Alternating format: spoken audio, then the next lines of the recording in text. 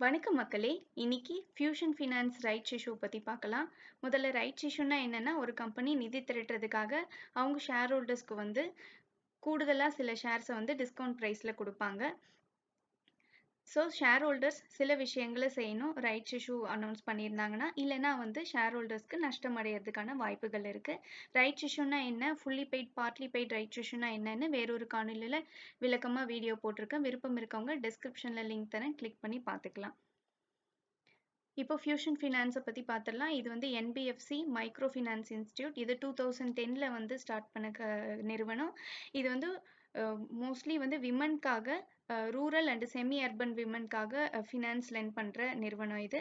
இது வந்து 1463 பிரான்ச்சஸ் இருக்கு. 22 ஸ்டேட்ஸ்ல ஆல் ஓவர் இந்தியால. இந்த ரைட்ஸ் இஷ்யூவோட அப்ஜெக்டிவ் என்னன்னு பார்த்தீங்கன்னா, அவங்களோட கேபிட்டல வந்து இன்க்ரீஸ் பண்றதுக்காக. இந்த நிறுவனத்தோட மார்க்கெட் கேப் வந்து 2277 crores. இந்த ரைட்ஸ் இஷ்யூவோட டோட்டல் ஒர்த் வந்து 799.86 crores. இஷ்யூ சைஸ் பார்த்தீங்கன்னா 6 crore 10,58,392 ஷேர்ஸ் வந்து டோட்டலா இஷ்யூ பண்றாங்க. இது பார்ட்லி பெய்ட் ரைட்ஸ் இஷ்யூ.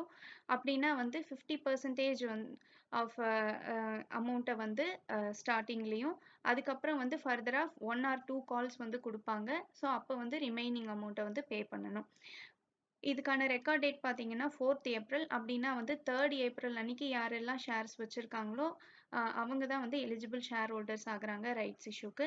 இந்த ரைட்ஸ் இஷ்யூவோட ப்ரைஸ் பார்த்தீங்கன்னா 131 rupees பர் ஷேராக இருக்கு. ரைட்ஸ் என்டைட்டில்மெண்ட் எவ்வளோ கொடுக்குறாங்கன்னா 55 ஷேர்ஸ் கொடுக்குறாங்க ஃபார் எவ்ரி 91 ஷேர்ஸ். 91 ஷேர்ஸ் வச்சுருந்தாங்கன்னா 55 ஷேர்ஸ் வந்து ரைட்ஸ் என்டைட்டில்மெண்ட் கொடுக்குறாங்க. ஸோ இதுக்கான லாஸ்ட் டேட் வந்து April 4. அப்படின்னா April 3 வச்சுருக்கவங்களுக்கு தான் இது எலிஜிபிள். ரைட்ஸ் இஷ்யூ வந்து ஓப்பன் ஆகிற date 15th April. RE shares வந்து லிஸ்ட் ஆகும். 15th ஏப்ரல்லேருந்து ட்ரேடிங்க்கு வரும். ஆன் மார்க்கெட் ரினன்சியேஷனோட லாஸ்ட் டேட் வந்து April 21.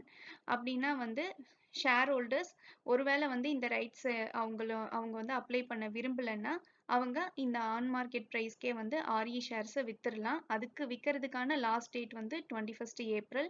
எவ்வளோ சீக்கிரம் வித்துறாங்களோ அவ்வளோ சீக்கிரம் வந்து அவங்களுக்கு வந்து பெனிஃபிட்டாக இருக்கும். ஏன்னா ப்ரைஸ் ஃப்ளக்சுவேஷன்ஸ் இருக்கும். ஒருவேளை வாங்கணும்னு விருப்பப்பட்டாங்கன்னா ஆன்லைன் பேங்கிங் மூலமாக வந்து அவங்க April 15லேருந்து 25th ஏப்ரல் வரைக்கும் என்னைக்கு வேணாலும் அப்ளை பண்ணலாம். நான் ஷேர் ஹோல்டர்ஸாக இருந்தாங்கன்னா 15th ஏப்ரல்லேருந்து 21st ஏப்ரல்குள்ளே வந்து அவங்க RE ஷேர்ஸை வாங்கணும். அதுக்கப்புறமா ஆன்லைனில் போய் அந்த ஐபிஓ ஆர் ரைட்ஸ் அப்ளைன்னு சொல்லி ஒரு காலம் இருக்கும். அதில் போய் அவங்க டீட்டெயில்ஸ் கொடுத்து அப்ளை பண்ணுற மாதிரி இருக்கும். ஷேர் ஹோல்டர்ஸ்க்கு என்ன பெனிஃபிட்னா அவங்களுக்கு வந்து டிஸ்கவுண்ட் ப்ரைஸில் கிடைக்கும். நான் ஷேர் ஹோல்டர்ஸ்க்கு வந்து கிட்டத்தட்ட ஃபியூஷன் ஃபினான்ஸ் ஷேர் எவ்வளோ ட்ரேட் ஆகுதோ கிட்டத்தட்ட அதே ப்ரைஸ்க்கு தான் வந்து அவங்க இந்த பார்ட்லி பெய்டு மூலமாகவும் அப்ளை பண்ணி வாங்குற மாதிரி இருக்கும். பிபி ஷேர்ஸோட லிஸ்டிங் டேட் பார்த்தீங்கன்னா May 9. இதில் வந்து 1 or 2 கால்ஸ் இருக்கலாம் அடிஷ்னலாக. ஃபர்ஸ்ட் காலில் வந்து 50% ஆஃப் அமௌண்ட்டை வந்து பே பண்ண வேண்டியிருக்கும்.